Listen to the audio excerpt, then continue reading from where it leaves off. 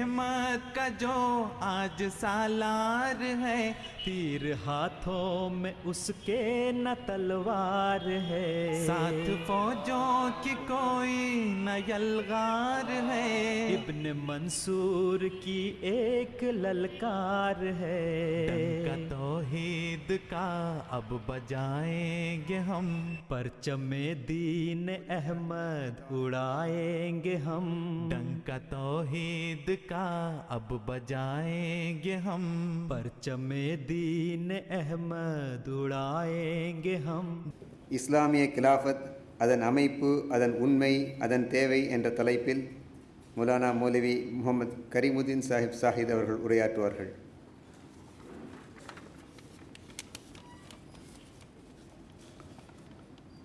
أشهد أن لا إله إلا الله وحده لا شريك له وأشهد أن محمدًا عبده ورسوله أما بعد فأعوذ بالله من الشيطان الرجيم بسم الله الرحمن الرحيم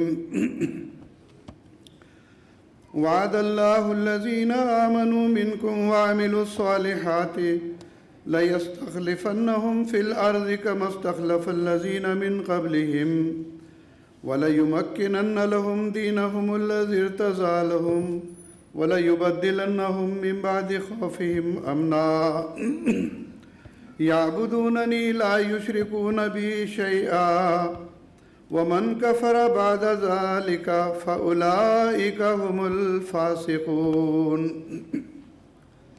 صدر اجلاس محترم ناز صاحب اعلیٰ قادیان،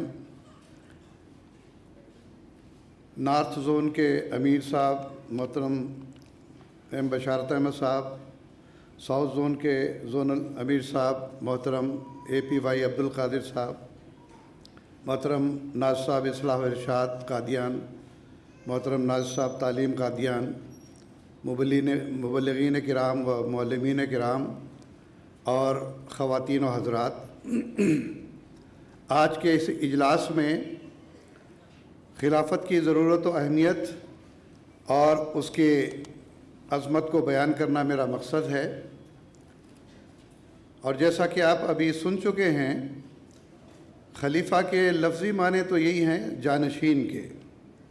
عام طور پر اسلامی بادشاہوں کے لیے بھی یہ لفظ استعمال کیا جاتا رہا، لیکن یہ بات یاد رکھنے کے قابل ہے کہ حضرت رسول اکرم محمد مصطفیٰ صلی اللہ علیہ وسلم نے دنیاوی بادشاہوں کے لیے خلیفہ کا لفظ ہرگز استعمال نہیں کیا.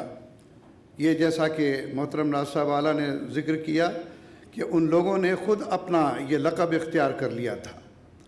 تو ظاہری طور پر اسلامی بادشاہوں کو بھی خلیفہ کہا جاتا رہا، لیکن دراصل خلیفہ وہی ہے جو نبی کے بعد اس کا جانشین ہوا کرتا ہے.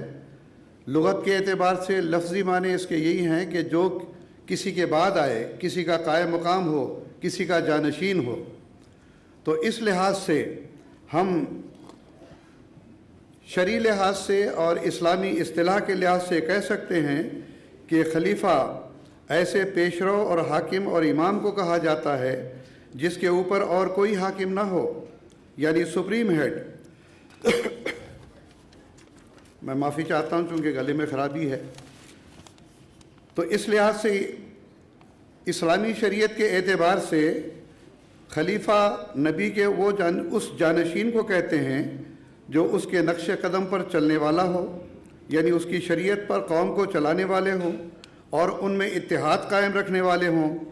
اس تعلق میں سیدنا حضرت رسول اللہ صلی اللہ علیہ وسلم نے فرمایا ہے کہ ما کانت نبوت قط الا طبیعتھا خلافت، کہ جب بھی دنیا میں نبوت قائم ہوئی ہے اس کے پیچھے خلافت آئی ہے. جیسے حضرت موسیٰ کے بعد یوشع بن نون ہوئے، اور حضرت عیسیٰ کے بعد پطرس، اور حضرت صلی اللہ علیہ وسلم کے بعد حضرت ابو بکر، عمر، عثمان اور علی رضی اللہ عنہم خلیفہ ہوئے. پس خلافت علی منہاج نبوت پر فائز شخص خدا تعالیٰ کا مقرر کردہ امام ہوتا ہے جو اس کے نبی کا قائم مقام ہو کر نبی ہی کے کام کرنے والا ہو. جس کا فیصلہ دینی معاملات میں آخری فیصلہ سمجھا جائے، جو شریعت کو قائم کرنے والا ہو، احکام شریعت کا اجرا کرنے والا ہو، مسلمانوں کے حقوق کی حفاظت کرنے والا ہو اور اس بات کی نگہداشت رکھنے والا ہو کہ مسلمان اسلامی صراط مستقیم سے نہ بھٹکیں۔ چنانچہ حضرت مسیح موعود علیہ الصلوۃ والسلام فرماتے ہیں، خلیفہ جانشین کو کہتے ہیں اور رسول کا جانشین حقیقی معنوں کے لحاظ سے وہی ہو سکتا ہے جو ذلی طور پر رسول کے کمالات اپنے اندر رکھتا ہو۔ اس واسطے رسول کریم صلی اللہ علیہ وسلم نے نہ چاہا کہ ظالم بادشاہوں پر خلیفہ کا لفظ اطلاق ہو، کیونکہ خلیفہ در حقیقت رسول کا ذل ہوتا ہے، اور چونکہ کسی انسان کے لیے دائمی طور پر بقا نہیں، لہذا خدا تعالیٰ نے ارادہ کیا کہ رسولوں کے وجود کو جو تمام دنیا کے وجودوں سے اشرف اور اولیٰ ہیں، ذلی طور پر ہمیشہ کے لیے تا قیامت قائم رکھے۔ سو اسی غرض سے خدا تعالیٰ نے خلافت کو تجویز کیا تا دنیا کبھی اور کسی زمانے میں برکات رسالت سے محروم نہ رہے۔ شہادت القرآن صفحہ 58۔ تو اس لحاظ سے آپ دیکھیں گے کہ دور اول میں جیسا کہ ابھی بیان ہوا، حضرت رسول اکرم صلی اللہ علیہ وسلم کی جب وفات ہوئی تو حضرت صلی اللہ علیہ وسلم کی وفات کو لوگوں نے سمجھا کہ بے وقت وفات ہوئی ہے، اور مسلمانوں پر تو ایک طرح سے زلزلہ طاری ہو گیا، اور قریب تھا کہ ان کے قدم لڑکھڑا جاتے، بھٹک جاتے، حتیٰ کہ اس زمانے میں حضرت عمر رضی اللہ تعالیٰ عنہ جیسے مضبوط قوا کے انسان کے پیر بھی لڑکھڑا گئے کہ حضرت صلی اللہ علیہ وسلم بھلا فوت کیسے ہو سکتے ہیں۔ اور آپ کی وفات پر پھر مسلمانوں کے اندر تفریق ہوتے ہوتے بھی اللہ تعالیٰ نے بچا لیا۔ وہ کس طرح کہ ادھر حضرت صلی اللہ علیہ وسلم کی وفات ہوئی اور مسئلہ یہ ہوا کہ حضور کے بعد آپ کا جانشین ہونا چاہیے، خلیفہ ہونا چاہیے۔ انصار نے ثقیفہ بنو ساعدہ ایک قبیلہ تھا، ان کی ایک چھت بنی ہوئی تھی، چھپر تھی، وہاں پر بیٹھ کے مشورہ کرنے لگے کہ خلیفہ انصار میں سے ہونا چاہیے، کیونکہ انصار نے حضرت صلی اللہ علیہ وسلم کی مدد کی اور اسلام یہیں سے پھیلا۔ اور ادھر حضرت ابوبکر صدیق رضی اللہ تعالیٰ عنہ کو مہاجرین خلیفہ بنانا چاہتے تھے۔ تب حضرت ابوبکر صدیق رضی اللہ تعالیٰ عنہ وہاں گئے اور ان کو سمجھایا، اس میں کوئی شک نہیں، تمہارا مرتبہ حضرت صلی اللہ علیہ وسلم کی مدد کرنے کے اعتبار سے بہت بلند ہے، لیکن یہ بات یاد رکھو کہ پورا عرب قریش کی سیادت کے سوا اور ان کی لیڈرشپ کے سوا کسی کی لیڈرشپ قبول نہیں کرے گا۔ چنانچہ پھر ان لوگوں نے کہا کہ ایسا کیوں نہیں کر لیتے کہ ایک خلیفہ انصار میں سے ہو جائے، ایک خلیفہ جو ہے مہاجرین میں سے ہو جائے۔ تو پھر حضرت ابوبکر صدیق رضی اللہ تعالیٰ عنہ نے سمجھایا کہ یہ بات بھی ناممکن ہے کہ جیسے ایک میان میں دو تلواریں نہیں رہ سکتی، اسی طرح سے ایک وقت میں دو حاکم کام نہیں چلا سکتے، اور اس طرح سے تو ساری سلطنت تباہ ہو جائے گی۔ تو آخرکار ان کو بات سمجھ میں آ گئی اور سب نے متفق طور پر حضرت ابوبکر صدیق رضی اللہ تعالیٰ عنہ کے خلیفہ ہونے پر اتفاق کر لیا۔ لوگ یہ سمجھتے تھے کہ ابوبکر صدیق بڑے نرم دل آدمی ہیں، بات بات پر رو دینے والے آدمی ہیں، یہ بھلا خلافت کے نظام کو کیسے چلا سکتے ہیں؟ اب اتفاق دیکھیے، اللہ تعالیٰ نے ثابت کرنا تھا کہ جس کو میں خلیفہ بناتا ہوں اس کے اندر میں وہ استعداد اور وہ طاقتیں بھی رکھ دیتا ہوں کہ جس کے نتیجے میں دنیا کی بڑی سے بڑی طاقتیں بھی اگر اس سے ٹکر لیں گی تو وہ آخرکار شکست کھا جائیں گے۔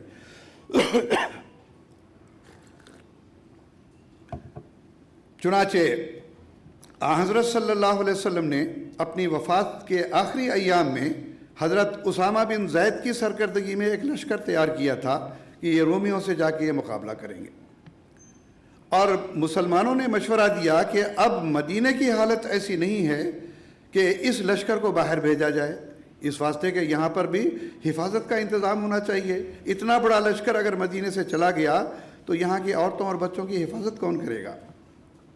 حضرت ابوبکر صدیق رضی اللہ تعالیٰ عنہ بڑے ہی عزم کے ساتھ انہوں نے یہ بیان کیا کہ خدا کی قسم اگر مدینہ کی گلیوں میں دشمن ہماری اور ہمارے عورتوں کی لاشوں کو گھسیٹتا بھی پھرے گا تو میں اس لشکر کو کس طرح سے روک سکتا ہوں جس کو حضرت صلی اللہ علیہ وسلم نے جانے کا حکم دیا۔ اور آپ نے اس لشکر کو بھیج دیا۔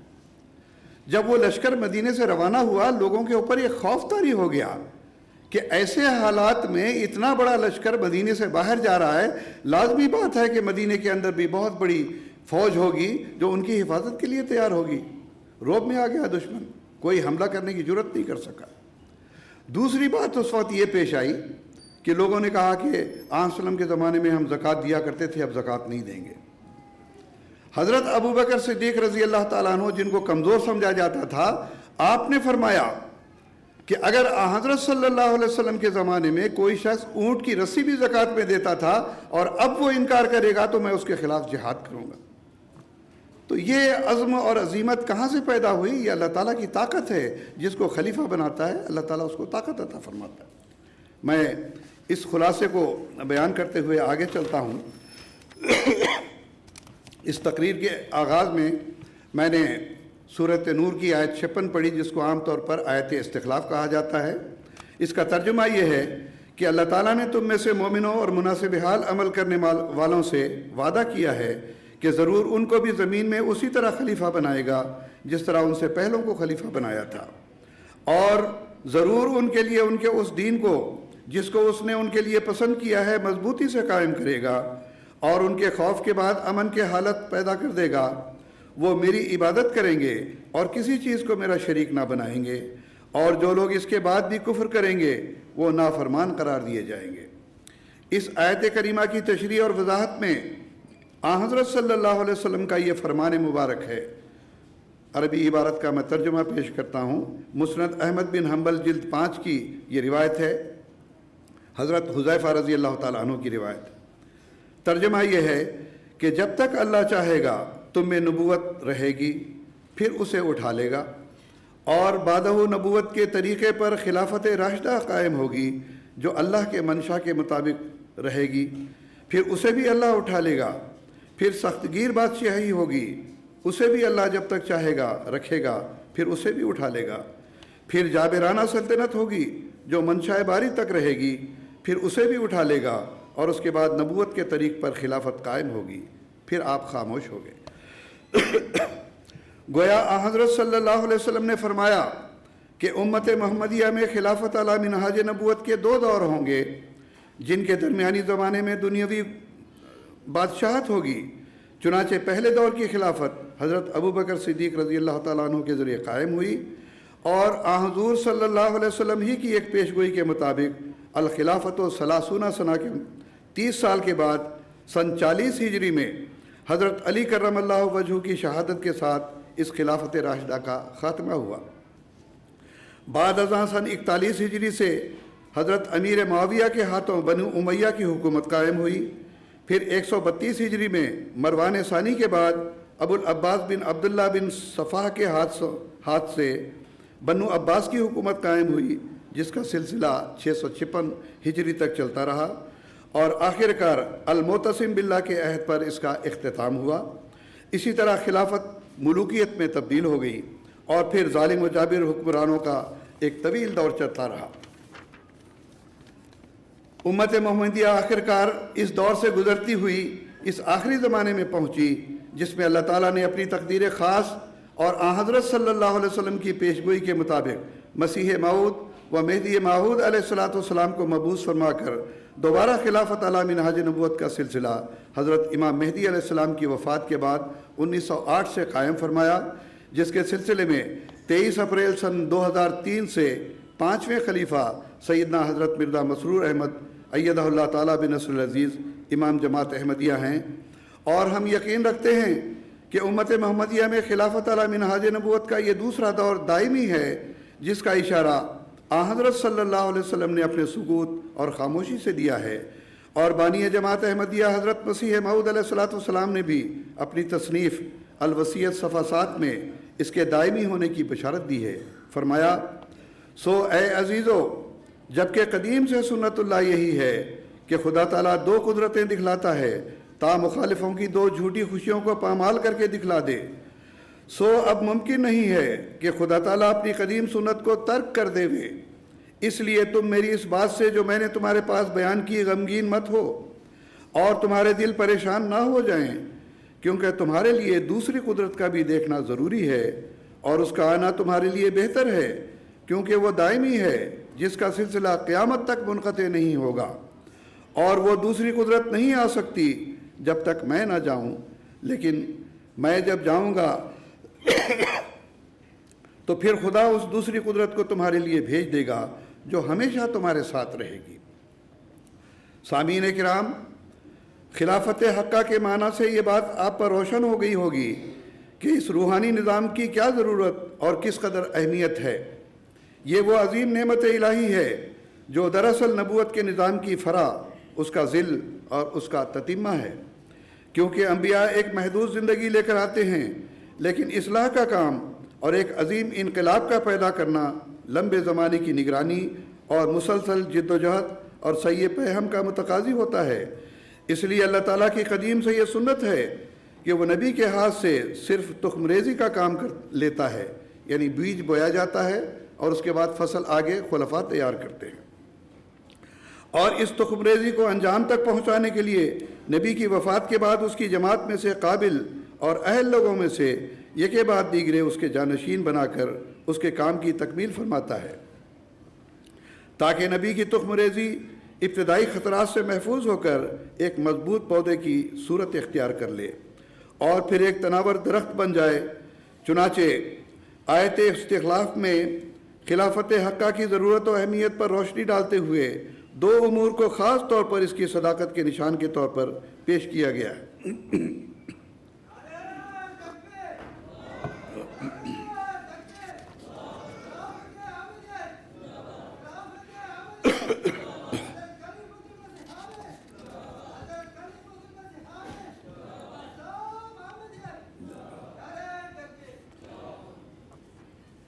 تو دو امور کو خاص طور پر آیت استخلاف میں پیش کیا گیا ہے۔ اول یہ کہ وَلَا يُمَكِّنَنَّ لَهُمْ دِينَهُمُ الَّذِي ارْتَضَىٰ لَهُمْ، کہ اللہ تعالیٰ ان کے دین کو تمکین دے گا، یعنی مضبوطی عطا کرے گا، اور باوجود مخالف حالات کے اسے دنیا میں قائم کر دے گا۔ اور دوسرے یہ کہ وَلَا يُبَدِّلَنَّهُم مِّن بَعْدِ خَوْفِهِمْ أَمْنًا، یعنی جب بھی قومی طور پر خلافت حقہ اسلامیہ کے لیے کوئی خوف پیدا ہوگا اور لوگوں کے دلوں میں نور ایمان باقی ہوگا، تو اللہ تعالیٰ اس خوف کے بعد ضرور ایسے سامان پیدا کرے گا جن سے مسلمانوں کا خوف امن سے بدل جائے گا۔ گویا انبیاء کے بعد اگر نظام خلافت قائم نہ ہو تو پھر نہ تو صحیح معنوں میں مسلمانوں کے اندر اقامت صلاۃ قائم رہ سکتی ہے، نہ ادائے زکوٰۃ کا نظام باقی رہ سکتا ہے، اور نہ وحدت و اتحاد قومی اور اطاعت رسول قائم رہ سکتی ہے۔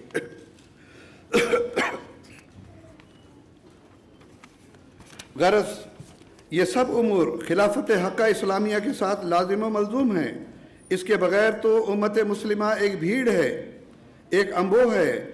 چنانچہ مولانا ابوالکلام آزاد نے اپنی کتاب مسئلہ خلافت کے صفحہ 314 میں اس حقیقت کو یوں بیان کیا ہے: تمام لوگ کسی ایک صاحب علم و عمل مسلمان پر جمع ہو جائیں اور وہ ان کا امام ہو، وہ جو کچھ تعلیم دے ایمان اور صداقت کے ساتھ قبول کریں، قرآن و سنت کے ماتحت جو کچھ احکام ہوں ان کی بلا چون و چرا تعمیل و اطاعت کریں، سب کی زبانیں گونگی ہوں، صرف اسی کی زبان گویا ہو، سب کے دماغ بیکار ہو جائیں، صرف اسی کا دماغ کار فرما ہو، لوگوں کے پاس نہ زبان ہو نہ دماغ، صرف دل ہو جو قبول کرے، صرف ہاتھ پاؤں ہوں جو عمل کریں۔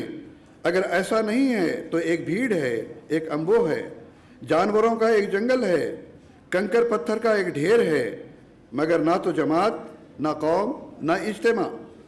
اینٹیں ہیں مگر دیوار نہیں، کنکر ہیں مگر پہاڑ نہیں، قطرے ہیں مگر دریا نہیں، کڑیاں ہیں جو ٹکڑے ٹکڑے کر دی جا سکتی ہیں، مگر زنجیر نہیں ہے جو بڑے بڑے جہازوں کو گرفتار کر سکیں۔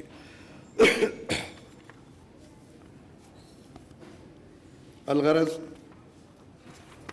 حضرت صلی اللہ علیہ وسلم کے بعد، جیسا کہ میں نے ابھی ذکر کیا، حضرت ابوبکر صدیق رضی اللہ تعالیٰ عنہ کے زمانے میں خلافت راشدہ جب قائم ہوئی ہے تو پھر اسلام کا رعب اسی طرح سے باقی رہا جیسا کہ حضرت صلی اللہ علیہ وسلم کے دور میں تھا، اور آپ کے خلفاء ہی کے ذریعے سے پھر رفتہ رفتہ پورے ملک عرب سے اسلام نکل کر تمام دنیا میں پھیلتا چلا گیا ہے۔ سامعین کرام، ہمارے موجودہ دور میں بھی اللہ تعالیٰ نے خلافت علی منہاج نبوت کا سلسلہ قائم فرما کر پھر برکات خلافت سے ہمیں اسی طرح متمتع فرما رہا ہے جیسے دور اول میں فرمایا تھا۔ جب حضرت بانی جماعت احمدیہ حضرت مسیح موعود علیہ السلام کی وفات پر مخالفین سلسلہ نے ہنسی اور ٹھٹا کیا اور سمجھ لیا کہ اب یہ جماعت نابود ہو جائے گی، تب اللہ تعالیٰ نے قدرت ثانیہ کو خلافت حقہ اسلامیہ کی صورت میں ظاہر فرمایا اور حضرت الحاج حکیم نور الدین رضی اللہ تعالیٰ عنہ کو خلافت کے منصب پر فائز کر کے تمکین دین عطا فرمائی اور جماعت کے خوف کو امن میں تبدیل کر دیا اور احمدیت کے شیرازے کو مجتمع رکھا۔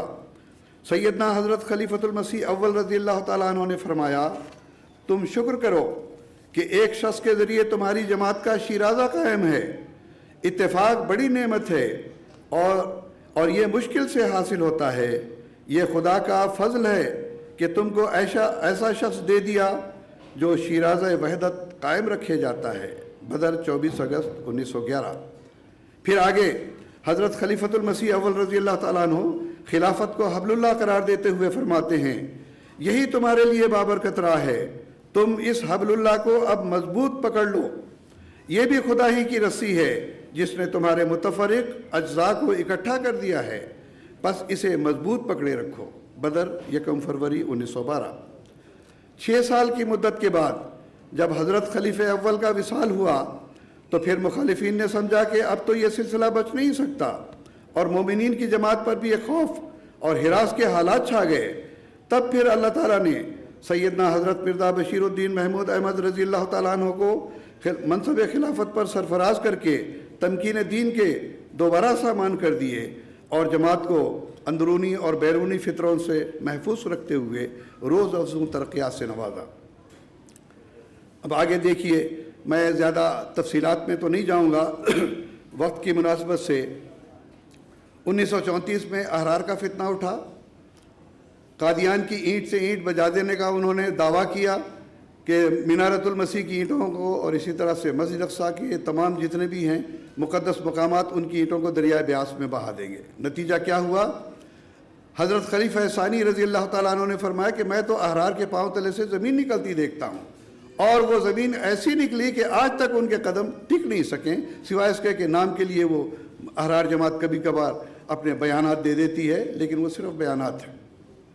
پھر اس کے بعد 1953 میں اینٹی احمدیہ ایجیٹیشن آئی، پورے پاکستان میں مخالفانہ حالات پیدا ہوئے اور اللہ تعالیٰ کا وعدہ تھا انی ما علی فواج آتی کا بغتتاً، مارشاء اللہ ملک میں لگ گیا اور اس کے بعد جماعت احمدیہ محفوظ رہی، اور جن لوگوں نے جماعت کے خلاف اس قسم کی سرکشی اختیار کی تھی اللہ تعالیٰ نے سب کو پکڑ دی۔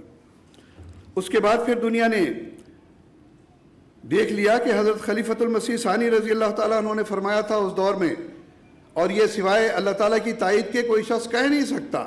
آپ نے فرمایا انشاءاللہ فتح ہماری ہے، انشاءاللہ فتح ہماری ہے۔ کیا آپ نے گزشتہ 40 سال میں کبھی دیکھا ہے کہ خدا تعالیٰ نے مجھے چھوڑ دیا؟ تو کیا اب وہ مجھے چھوڑ دے گا؟ ساری دنیا مجھے چھوڑ دے گی مگر وہ انشاءاللہ مجھے کبھی نہیں چھوڑے گا۔ سمجھ لو کہ وہ میری مدد کے لیے دوڑا آ رہا ہے۔ اور دنیا نے دیکھ لیا کہ جماعت احمدیہ کی اللہ تعالیٰ نے تائید و نصرت کی اور باقی سارے کے سارے ناکام اور نامراد رہے۔ پھر اس کے بعد 1974 میں بہت بڑا فتنہ پیدا ہوا بھٹو کے دور میں، آپ لوگ سب جانتے ہیں، اس کی تفصیل میں بھی جانے کی ضرورت نہیں۔ غیر مسلم اقلیت قرار دیا، لوگ بڑے بغلیں بجانے لگے کہ 90 سالہ مسئلہ حل ہو گیا ہے۔ تو اللہ تعالیٰ نے کیا اس کا نتیجہ ظاہر کیا کہ آخر کار 90 سالہ مسئلہ حل کرنے والا خود اس کا مسئلہ جو ہے وہ پھانسی کے تختے پر حل ہو گیا تھا۔ چنانچہ اس پرآشوف دور میں لوگ لٹے لٹائے روا آتے تھے، گھر لٹ گئے ہیں، خاندان تباہ ہو گئے ہیں، خلیفۃ المسیح کے پاس آتے کوئی دکھ کا احساس نہیں ہوتا۔ خلیفۃ المسیح جانے کیا ان کو کہتے تھے کہ مسکراتے ہوئے چہروں کے ساتھ وہ باہر آتے۔ چنانچہ اس موقع کے لیے حضرت خلیفۃ المسیح ثالث رحمہ اللہ تعالیٰ نے اپنی حالت بیان کی کہ دنیاوی لحاظ سے وہ تلخیاں جو دوستوں نے انفرادی طور پر محسوس کی، وہ ساری تلخیاں میرے سینے میں جمع تھیں۔ یہ خلیفہ وقت کا مقام ہے۔ ابھی بھی دیکھیں حیدرآباد کے جو حالات گزرے ہیں کہ کانفرنس نہیں ہونے دی گئی، بڑا بلوا انہوں نے کیا، فتنہ پیدا کرنے کی انہوں نے ہر ممکن کوشش کی. خلیفۃ المسیح لندن میں ہوں اور امریکہ جانے کی تیاری میں تھے. فکر ہے آپ کو کہ وہاں پر احمدی کیسے ہوں گے، کیا ان کے حالات ہوں گے. بار بار ناز صاحب اعلیٰ کو فون کے ذریعے سے، پرائیویٹ سیکریٹری کے ذریعے سے، اور اسی طرح سے انڈین ڈیسک کے جو انچارج ہیں ان کے ذریعے سے بار بار حالات پوچھ رہے تھے. امریکہ جانے کے بعد بھی حضور نے بار بار یہی حالات پوچھے کہ اب کیا حالات ہیں.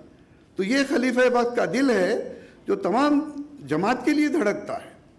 تو حضور فرماتے ہیں کہ وہ ساری تلخیاں میرے سینے میں جمع ہوتی تھیں. ان دنوں مجھ پر ایسی راتیں بھی آئیں کہ میں خدا کے فضل سے اور رحم سے ساری رات 1 منٹ سوئے بغیر دوستوں کے لیے دعا کرتا رہا. کون ایسا وجود ہے مسلمانوں کے لیے جو ساری رات جاگ کر قوم کے لیے دعا کرتا ہو؟ ہے کوئی مسلمانوں کا لیڈر آج ایسا؟ کوئی نہیں ہے. حضرات، ان اندھیری راتوں کی دعاؤں کی تیروں کی تاثیرات جو نکلی وہ یہی ہے کہ جیسا کہ میں نے ابھی ذکر کیا تھا کہ بھٹو کا اپنا مسئلہ 4 اپریل 1979 کو خلافت ثالثہ ہی کے دور میں پھانسی کے تختے پر حل ہو گیا تھا. اور کیوں نہ ہوتا، حضرت خلیفۃ المسیح ثانی رضی اللہ تعالیٰ عنہ نے اپنے بعد آنے والا جو خلیفہ ہے اس کے لیے بشارت دی تھی. پس میں ایسے شخص کو جس کو خدا تعالیٰ خلیفہ ثالث بنائے ابھی سے بشارت دیتا ہوں کہ اگر وہ خدا تعالیٰ پر ایمان لا کر کھڑا ہو جائے گا تو اگر دنیا کی حکومتیں بھی اس سے ٹکر لیں گی تو وہ ریزہ ہو جائیں گی.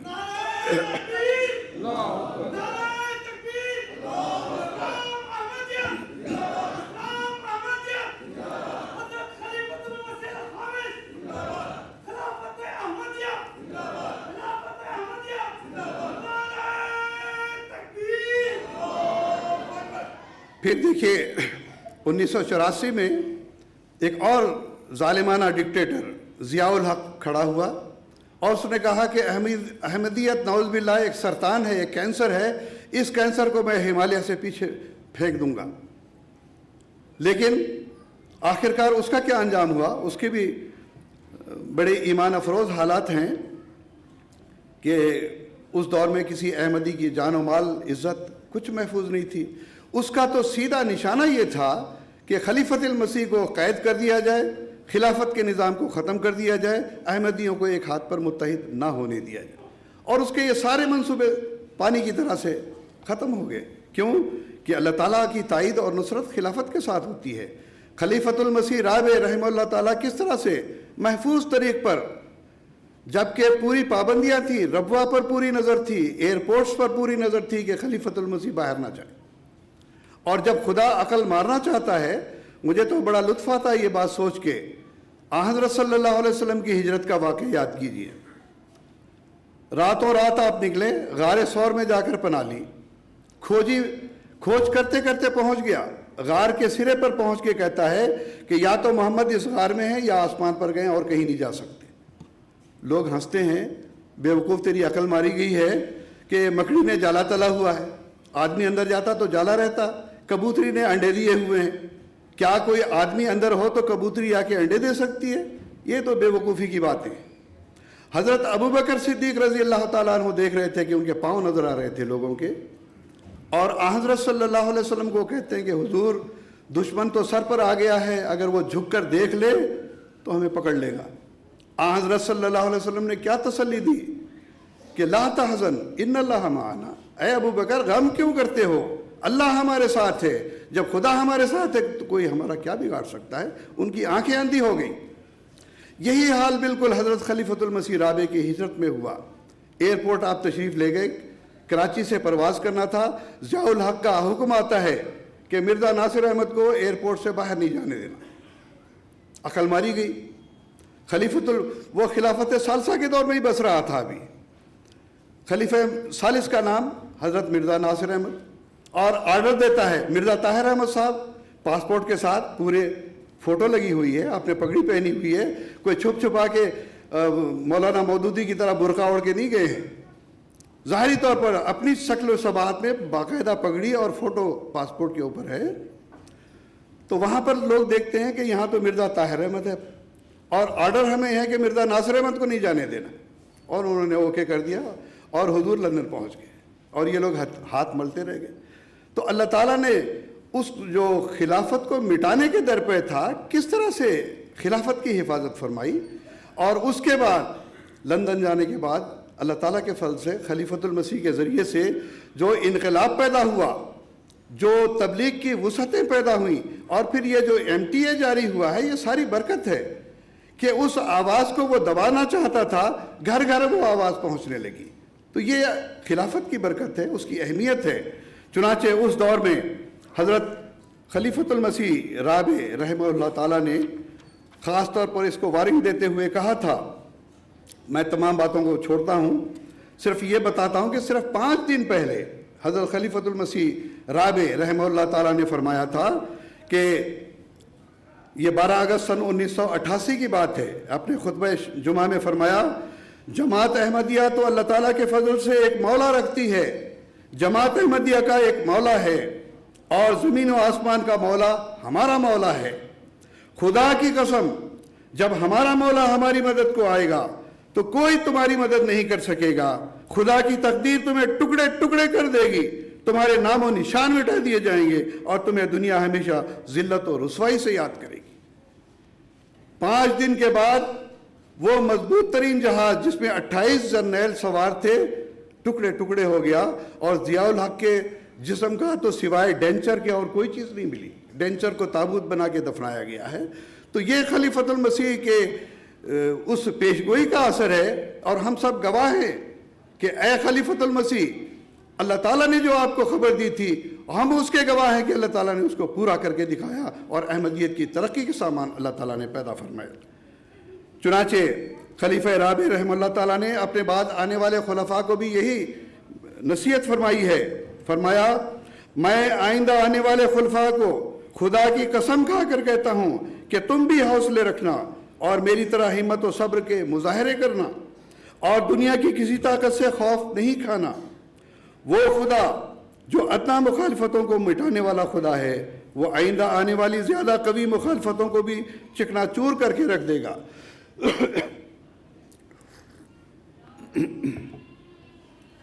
اور دنیا سے ان کے نشان مٹا دے گا. جماعت احمدیہ نے بہرحال فتح کے بعد ایک اور فتح کی منزل میں داخل ہونا ہے. دنیا کی کوئی طاقت اس تقدیر کو بہرحال بدل نہیں سکتی.